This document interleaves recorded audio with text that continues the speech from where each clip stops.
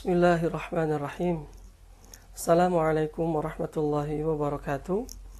Alhamdulillahilladzi ja'ala syahru Ramadan alladzi unzila fihi al-Qur'an hudan lin-nasi wa bayyinatin minal huda wal furqan. Asyhadu an la ilaha illallah wahdahu la syarika lah wa asyhadu anna Muhammadan abduhu wa rasuluh.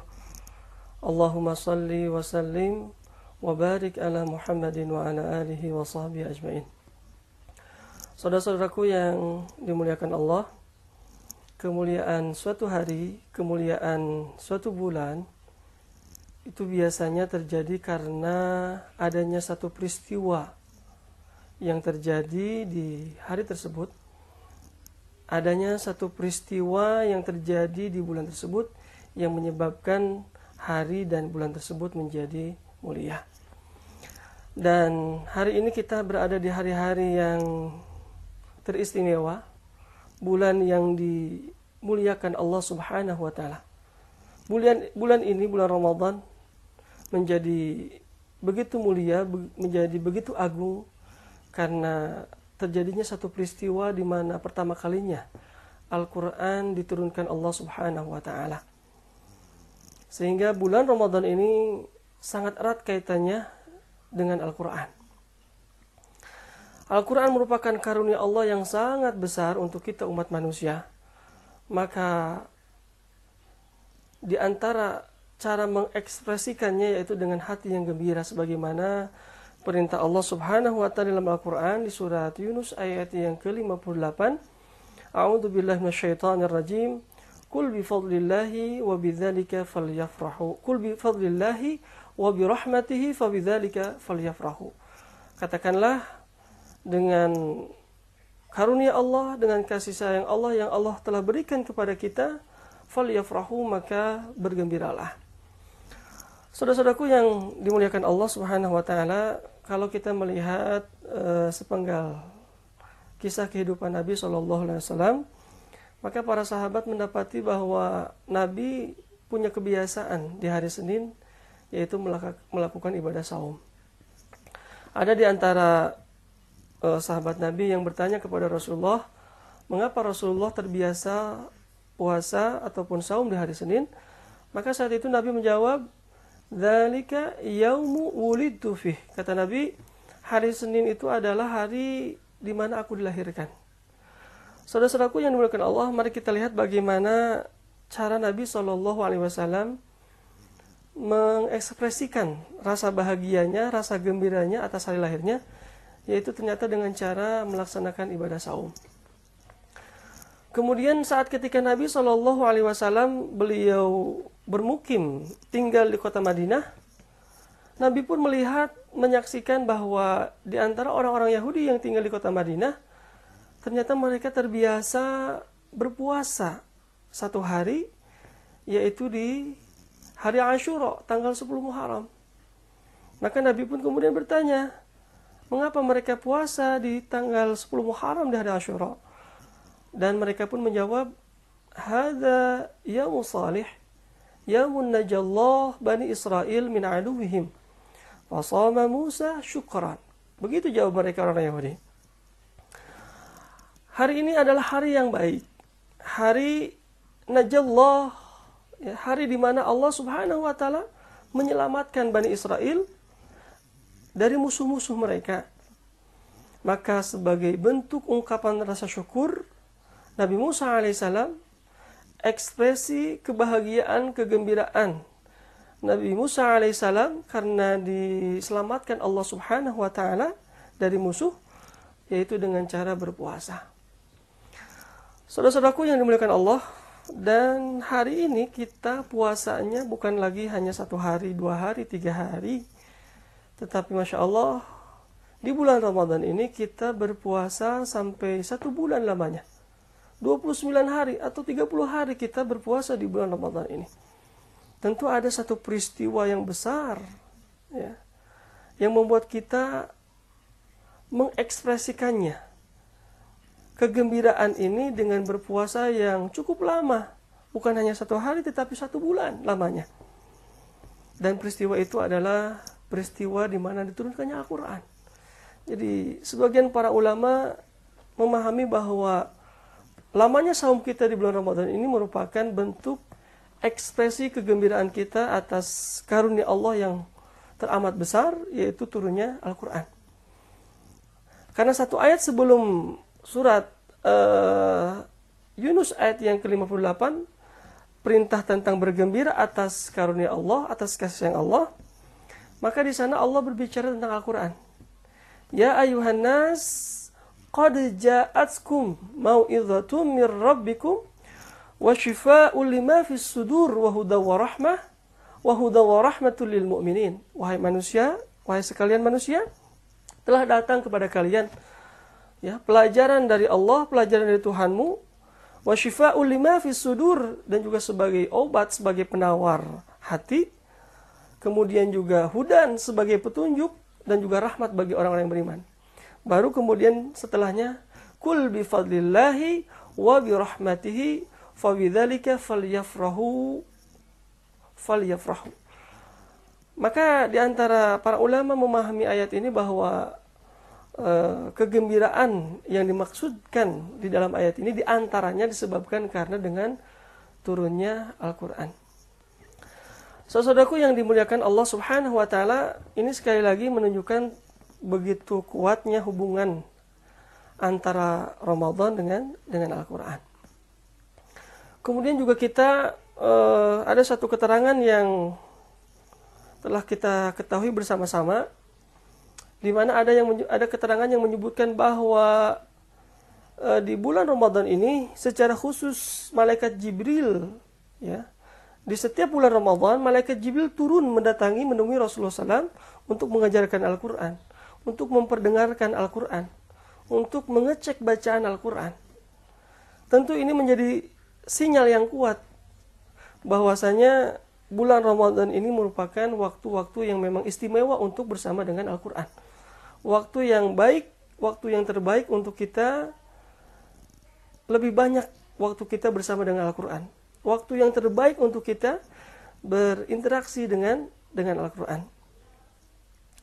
Oleh karenanya ada di antara sebagian para ulama, termasuk di antaranya Imam Ibnu Rajab, beliau berpendapat bahwa amalan yang paling utama setelah saum di bulan Ramadan, amalan yang paling utama di bulan Ramadan setelah saum, kata beliau adalah membaca Al-Quran, berinteraksi bersama dengan Al-Quran. Dan di samping bulan Ramadan juga punya kaitannya dengan Al-Quran, juga ibadahnya tersendiri, ibadah saumnya sendiri juga memiliki keterkaitan dengan Al-Quran. Ya, ada satu hadis Nabi SAW yang menyebutkan bahwa kelak nanti di yaumil akhir, di antara yang bisa memberikan syafaat di antaranya adalah saum dan juga Al-Quran. Ya. Asyamu wal Quran yashfa'ani li abdi yaumil qiyamah, bahwa saum dan juga Al-Quran kelak nanti di yaumil qiyamah akan datang untuk bisa memberikan syafaat. Berkata puasa, berkata saum, ya, ya Rabb, aku yang telah menghalanginya makan syahwat di siang hari, izinkan aku untuk bisa memberikan syafaat.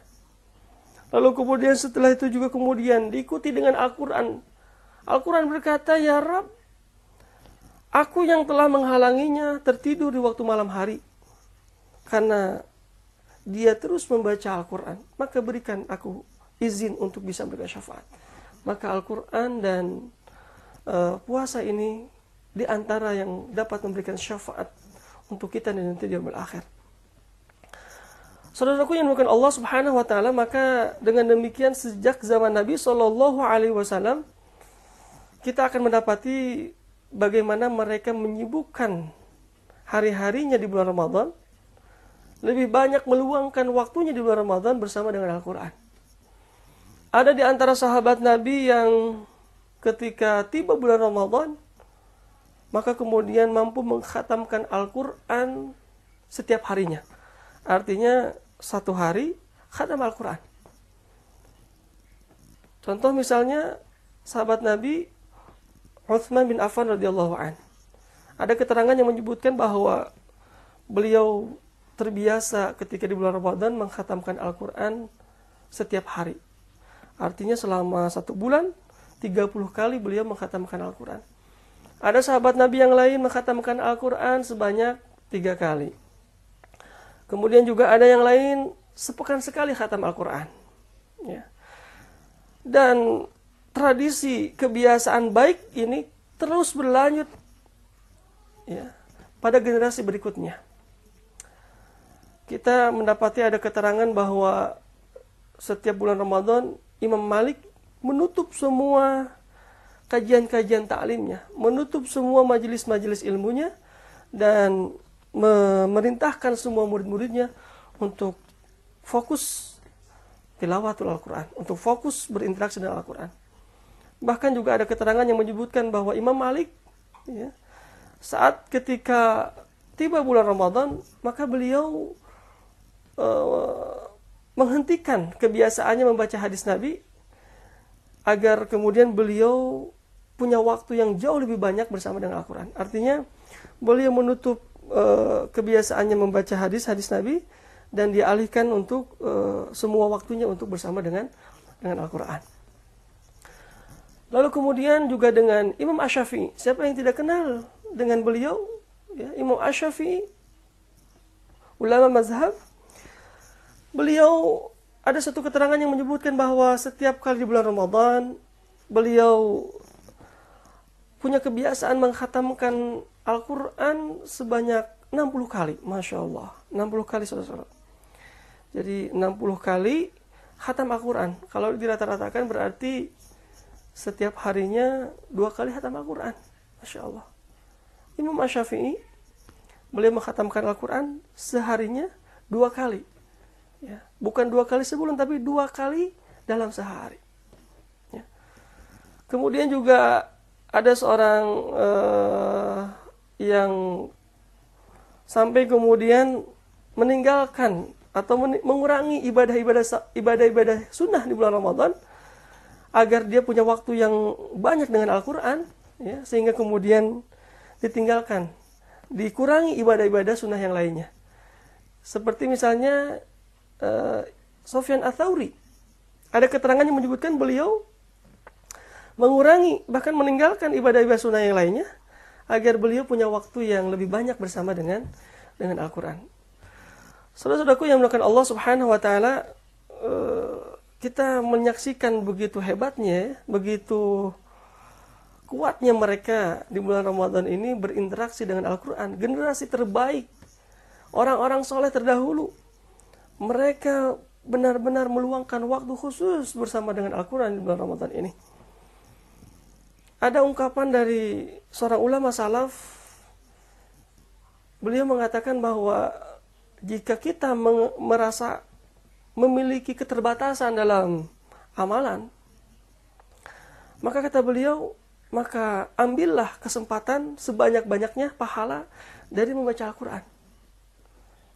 Peluang yang terbaik, peluang yang paling banyak untuk kita mendapatkan pahala, mendapatkan keridhaan Allah Subhanahu wa taala, bisa kita raih, bisa kita dapatkan dengan kita berinteraksi dengan Al-Quran.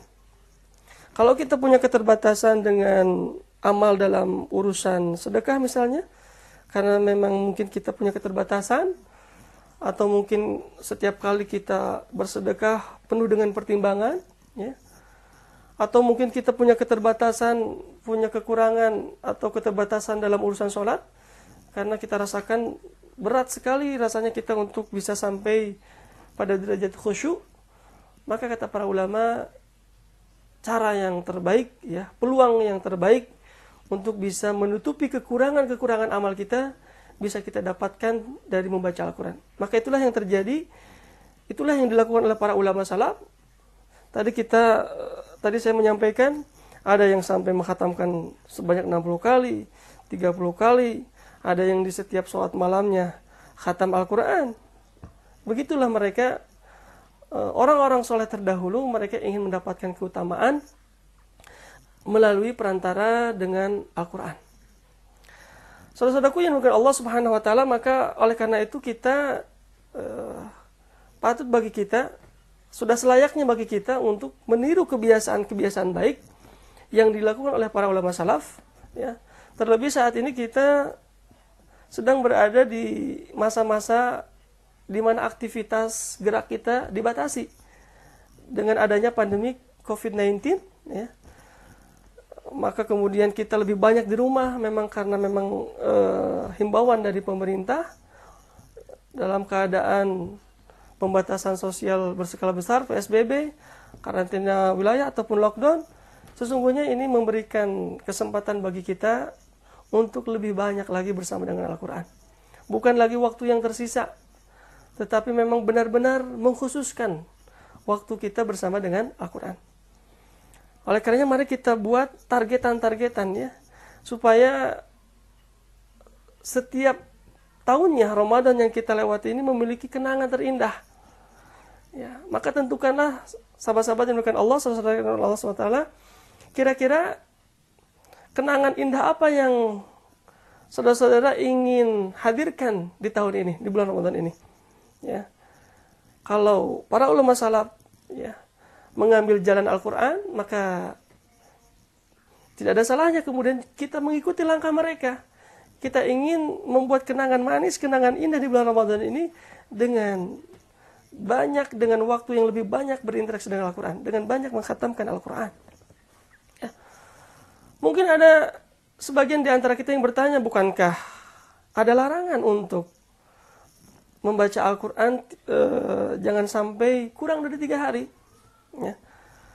Maka di antara ulama yang berpendapat tentang bolehnya untuk berlomba-lomba memperbanyak mengkhatamkan Al-Quran, ya, terlebih khusus di bulan Ramadan ini, di antaranya Imam Ibnu Rajab, beliau mengatakan bahwa memang larangan ini berlaku di hari-hari di luar bulan Ramadan. Artinya ketika di waktu-waktu yang mulia, kemudian di tempat-tempat yang mulia, maka tidak ada persoalan. Kata beliau, pendapat beliau, Imam Ibnu Rajab, tidak ada masalah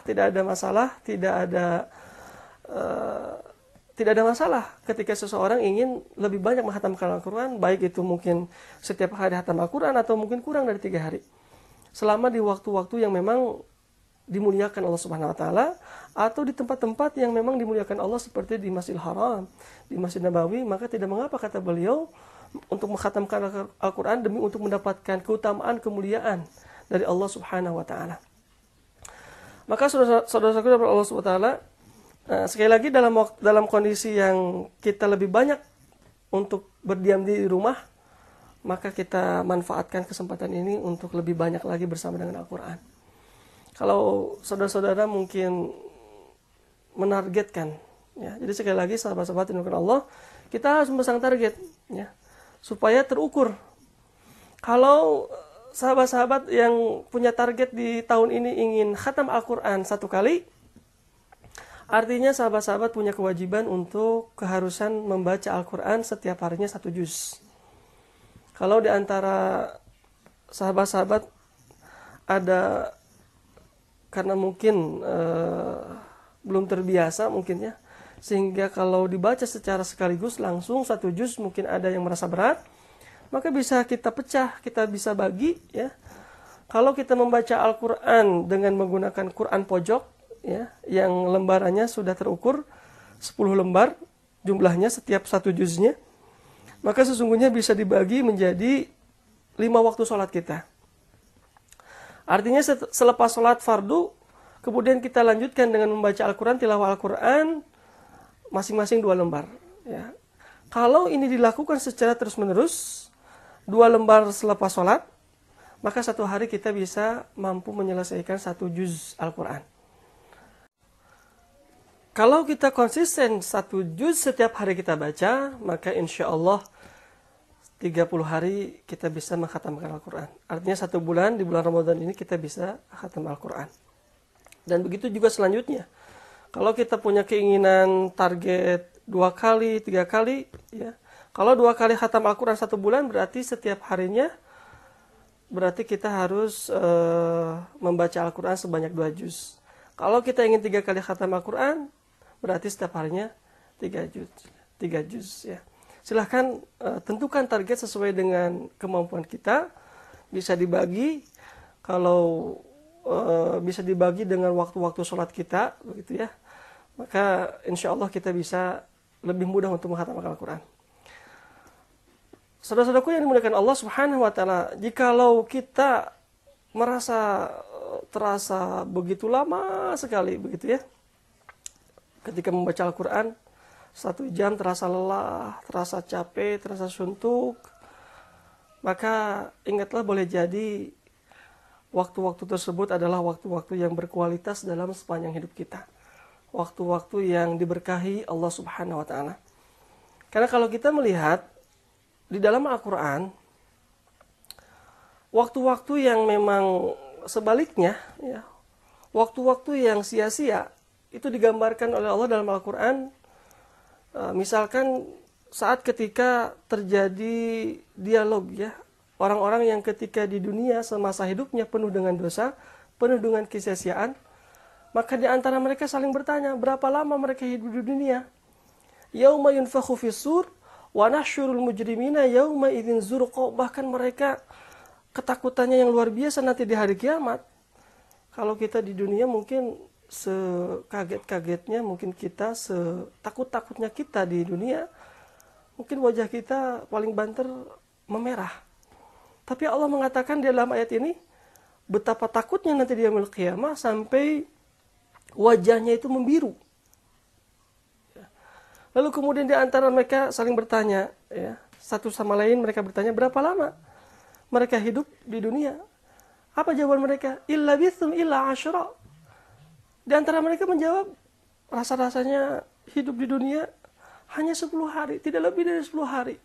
Artinya waktu yang terbaiknya, waktu yang berkualitasnya dalam sepanjang hidupnya hanya 10 hari saja. Padahal banyak mungkin di antara mereka yang hidupnya sampai 60 tahun, 70 tahun, bahkan lebih. Tapi saat ketika mereka berbisik-bisik di antara mereka, illa bithum illa asyra, mereka merasa hidupnya di dunia hanya 10 hari. Bahkan ada yang lebih parah dari itu. Mereka mengatakan hidupnya hanya sesaat saja, 1 jam saja. Allah gambarkan juga dalam Al-Quran, wa yauma taqumus sa'atu yuqsimul mujrimuna ma labithu ghairu sa'ah. Saat ketika mereka ditanya berapa lama hidup, mereka merasa seperti hanya sesaat, sejam, begitu ya. Atau misalkan di ayat yang lain, ka'annahum yauma yarawnaha lam yalbathu illa 'ashiyatan aw duhaha. Ada juga di antara mereka yang merasa hidupnya itu seperti hanya di waktu pagi dan di waktu petang saja. Ya. Saudara-saudaraku yang kepada Allah Subhanahu wa taala, setiap kali kita merasa waktu kita begitu terasa lama ketika bersama dengan Al-Quran, maka yakinilah bahwa waktu itu adalah waktu yang terbaik dalam hidup kita. Waktu yang paling berkualitas, waktu yang paling diberkahi Allah Subhanahu wa taala. Bandingkan saat ketika kita misalkan 1 jam kita membuka HP kita, ya, Android kita, ya, 1 jam rasa-rasanya ketika kita membuka medsos, ya, gitu ya, baik itu Facebook, Instagram dan lain sebagainya, maka terasa seperti singkat waktunya. Atau kita di depan televisi misalnya 2 jam kita menonton, begitu ya, kan terasa begitu singkat, begitu ya.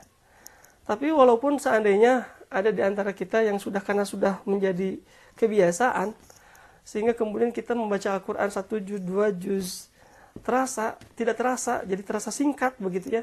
Tentu memiliki bobot tersendiri di hadapan Allah Subhanahu wa taala. Artinya saat ketika kita, sekali lagi sahabat-sahabat yang dimuliakan Allah, saat ketika kita merasa suntuk, lelah, capek, walaupun baru sebentar kita membaca Al-Quran, tapi terasa lama, memang begitulah.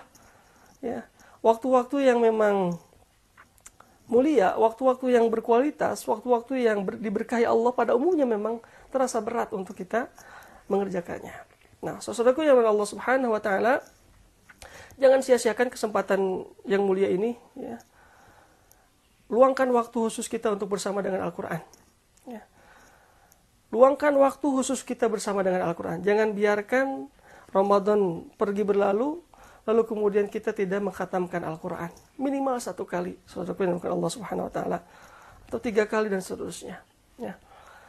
Saudaraku yang dimuliakan Allah Subhanahu wa taala, para ulama mengibaratkan saum ini seperti wadah. Ya. Nah, orang-orang yang melaksanakan saum tapi kemudian dia tidak memiliki perhatian khusus terhadap Al-Qur'an, tidak ada interaksi dengan Al-Qur'an, tidak ada waktu khusus untuk membaca Al-Qur'an, maka diibaratkan seperti wadah yang kosong, wadah yang tidak ada isinya.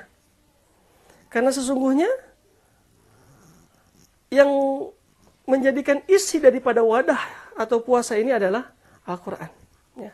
Oleh karenanya, saudara-saudaraku dengan Allah Subhanahu Wa Taala, mari kita isi dengan penuh wadah puasa ini dengan lantunan-lantunan ayat Al-Quran yang kita bacakan. Dan yakinilah bahwa setiap hari di mana di hari itu ada ayat-ayat yang Al-Quran kita bacakan sampai ke lubuk hati kita, maka hari-hari tersebut merupakan hari-hari yang terbaik dalam hidup kita. Hari-hari yang membahagiakan, hari-hari yang indah dalam sepanjang hidup kita. Beda. Coba kita rasakan hari di mana kita membaca Al-Quran dengan hari kita melewatkan. Hari di mana kita tidak membaca Al-Quran. Jelas kualitasnya berbeda. Perasaan kita pasti berbeda. Ya. Seorang Nabi SAW yang hidupnya langsung dibimbing oleh Allah Subhanahu Wa Taala, tapi masya Allah beliau di antara sepenggal doanya, beliau menginginkan agar hari-harinya dihiasi dengan Al-Quran. Coba, bagaimana dengan doa Nabi SAW? Beliau senantiasa membaca doa antaj'alal Qur'ana rabi'a qalbi. Masya Allah. Ya Allah, jadikan Al-Quran antaj'alal Qur'ana rabi'a qalbi. Ya Allah, jadikan Al-Quran sebagai taman di hatiku. Masya Allah. Taman kan identiknya dengan sesuatu yang indah, sesuatu yang menyenangkan, sesuatu yang membahagiakan. Ya. Seorang Nabi yang hidupnya langsung dibimbing oleh Allah Subhanahu Wa Taala, tapi beliau masih tetap saja bermunajat, berdoa kepada Allah, antaj'alal Qur'ana rabi'a qalbi. Ya Allah, jadikan Al-Quran menjadi taman di hati. Sehingga orang-orang yang hatinya diisi dengan Al-Quran, tentulah hatinya akan bahagia. Tentulah hatinya akan menjadi tenang, tentram. Lalu kemudian selanjutnya, wa nuru sadri. Ya Allah, jadikan Al-Quran menjadi cahaya di hatiku. Masya Allah. Seorang Nabi, Rasulullah SAW, ya, beliau berdoa kepada Allah, ya Allah, jadikan Al-Quran menjadi cahaya di dadaku. Ya, saudara-saudara dengan Allah Subhanahu Wa Taala, secara umum, semua kita pasti menginginkan, tempat-tempat yang terang. Dan kita merasakan betul, ya, pekerjaan kita akan menjadi jauh lebih mudah secara umum jika dilakukan di tempat-tempat yang terang. Dan lampu yang menerangi, lampu yang ada di rumah kita, itu hanya bisa mampu menerangi isi ruangnya saja. Tidak bisa sampai menerangi isi penghuni rumah tersebut. Dan yang bisa menerangi sampai ke lubuk hati, sampai ke dalam hati penghuni rumah, yaitu adalah Al-Quran. Wa nuru sadri. Ya Allah, jadikan Al-Quran menjadi cahaya di dadaku, di dalam hatiku. Kemudian berikutnya kata Nabi, wa dhahaba hammi wa ghammi. Jadikan ya Allah Al-Quran menjadi penghilang, menjadi pelipur atas segala kesedihan. Ya, jadikan Al-Quran menjadi penghilang atas kesedihanku. Hammi, baik kesedihan di masa yang lampau, di masa yang lalu, karena mungkin ada sebagian orang yang memang dihantui atau setiap kali mengingat masa lalunya kemudian sedih. Ya. Wa dhahaba hammi wa ghammi, ataupun kesedihan-kesedihan yang akan datang di kemudian hari. Saudara-saudaraku yang Allah Subhanahu Wa Taala, hari-hari ini kita berada di masa-masa pandemi COVID-19 ini. Banyak di antara kita yang mungkin mengkhawatirkan akan hari-hari yang akan kita lewati di masa yang akan datang, ya. Maka insya Allah mudah-mudahan setiap lantunan ayat Al-Quran yang sampai ke dalam hati kita, mudah-mudahan menjadi di antara sebab Allah hilangkan, Allah cabut segala kesedihan, segala kekhawatiran yang akan kita lewati di masa-masa yang akan datang. Ya. Rasulullah SAW berdoa dengan demikian. Allahumma antaj alal Qur'ana rabi'a qalbi wa nura sadri wa dhahaba hammi wa ghammi. Kemudian kalau kita melihat bagaimana orang-orang soleh terdahulu memperlakukan Al-Quran itu menjadi sesuatu yang sangat berharga, bahkan lebih berharga daripada harta, daripada emas, daripada apapun. Sehingga kita mendapati bait doa yang dilafazkan oleh mereka, ya, Allahumma rzuqna, ya, tilawatahu, ya. Ya Allah, berikan aku rezeki, ya. Berikan aku rezeki Al-Quran. Masya Allah, ya. Jadi orang-orang sholat terdahulu itu menganggap Al-Quran itu rezeki. Jadi kalau kita, sebagaimana kalau kita kehilangan uang, ya, kehilangan harta, maka kita merasa kehilangan, ya. Sehingga kita berusaha untuk mendapatkannya. Kalau kondisi hati kita sudah sampai seperti itu, maka kita pun akan melakukan berbagai cara agar kita tidak kehilangan kesempatan rezeki bersama dengan Al-Quran. Saudaraku yang dimuliakan Allah Subhanahu wa Ta'ala, sungguh hari-hari ini kita sedang berada di hari-hari yang teramat istimewa, waktu yang terbaik bersama dengan Al-Quran. Di samping karena memang pahala yang dijanjikan Allah yang begitu banyaknya, berlipat gandanya pahala yang dijanjikan oleh Allah Subhanahu wa Ta'ala, maka pantas orang-orang sholat terdahulu kemudian sebagaimana yang tadi sudah disampaikan di awal, mereka lebih banyak mengutamakan, ya, waktunya untuk bersama dengan Al-Quran. Dan orang-orang yang mengisi saumnya dengan Al-Quran, ya, orang-orang yang ketika di bulan Ramadan, di samping dia saum, tapi juga dia banyak membaca Al-Quran, maka bukan hanya saja muttaqin, bukan hanya saja predikat takwa yang dia sandang, bukan hanya saja predikat takwa yang dia dapatkan, tetapi juga predikat syakirin, la'allakum tashkurun, ya. Jadi orang yang ketika di bulan Ramadan dia kemudian saum, lalu kemudian di malam hari, di siang harinya dia membaca Al-Quran, bukan hanya saja muttaqin yang didapatkan, tetapi syakirin, orang yang bersyukur.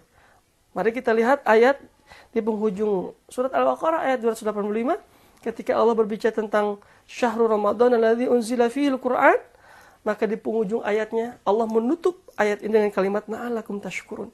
Ada dua predikat yang sekaligus kita sandang. Ya muttaqin, ya juga syakirin. Saudara-saudaraku yang dimuliakan Allah Subhanahu wa Ta'ala, sekali lagi mari kita sama-sama untuk memasang target kita. Berapa banyak ayat Al-Quran yang akan kita baca, ya. Karena bulan Ramadan ini bukan hanya syahrus siyam, tetapi juga bulan Ramadan ini adalah syahrul Quran. Saudara-saudaraku yang dimuliakan Allah Subhanahu wa Ta'ala, mudah-mudahan interaksi kita bersama dengan Al-Quran, tilawah Al-Quran ini, mudah-mudahan menjadi sebab turunnya rahmat Allah, menjadi sebab turunnya kasih sayang Allah Subhanahu wa Ta'ala, menjadi sebab diangkat segala kesulitan, kekhawatiran, kesulitan yang kita hadapi saat ini di masa-masa pandemi COVID-19 ini. Ya, mudah-mudahan saudara-saudaraku yang Allah Subhanahu wa Ta'ala, ya, hikmah tersendiri, gerak kita dibatasi, ya, aktivitas kita dibatasi, waktu kita lebih banyak di rumah, ya. Inilah mungkin saat-saat yang mungkin belum pernah terjadi dalam sepanjang Ramadan yang kita lewati. Ini adalah kesempatan yang terbaik, waktu kita jauh lebih banyak, ya, kesempatan kita untuk lebih banyak bersama dengan Al-Quran. Mudah-mudahan kita dimudahkan, dibimbing oleh Allah Subhanahu wa Ta'ala untuk bersama dengan Al-Quran. Mudah-mudahan lisan-lisan kita dimudahkan oleh Allah Subhanahu wa Ta'ala untuk membaca kalam-kalamnya, untuk membaca ayat-ayat Allah Subhanahu wa Ta'ala sehingga kemudian Allah Subhanahu wa taala mengangkat derajat kita. Bukankah Rasulullah SAW mengatakan bahwa satu kaum ini akan diangkat derajatnya oleh Allah Subhanahu wa taala dengan Al-Qur'an. Mudah-mudahan Allah Subhanahu wa taala mengangkat derajat kita semua dengan Al-Qur'an. Demikian yang bisa disampaikan, mudah-mudahan ada hikmah dan manfaatnya.